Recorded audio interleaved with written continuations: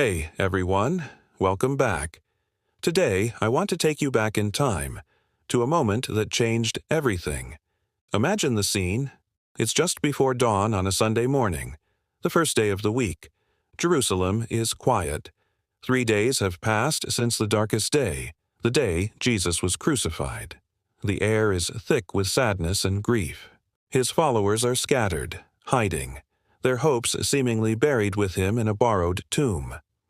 As the first light of dawn began to break, a group of women, including Mary Magdalene, Joanna, and Mary, the mother of James, made their way to the tomb. They had prepared spices and ointments to properly anoint Jesus' body, a final act of love and respect. They walked with heavy hearts, wondering amongst themselves, "Who will roll away the heavy stone from the entrance of the tomb for us?" It was a massive stone, sealed by Roman authority.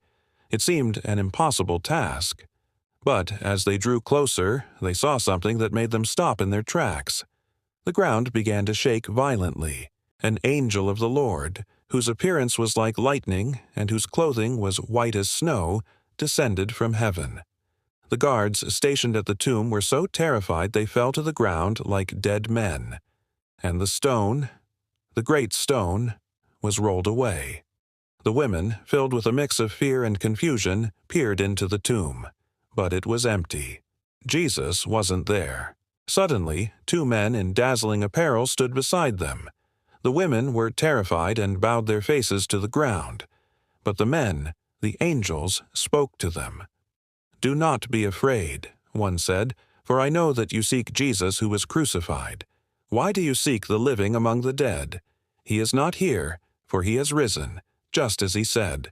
Remember how he told you, while he was still in Galilee, that the Son of Man must be delivered into the hands of sinful men, and be crucified, and on the 3rd day rise?"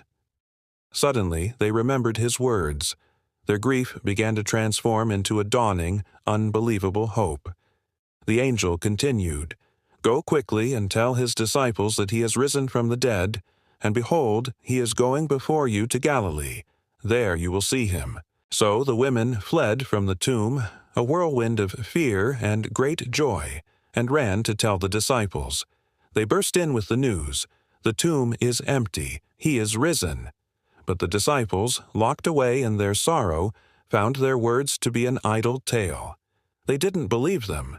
However, Peter, ever impulsive, couldn't just dismiss it.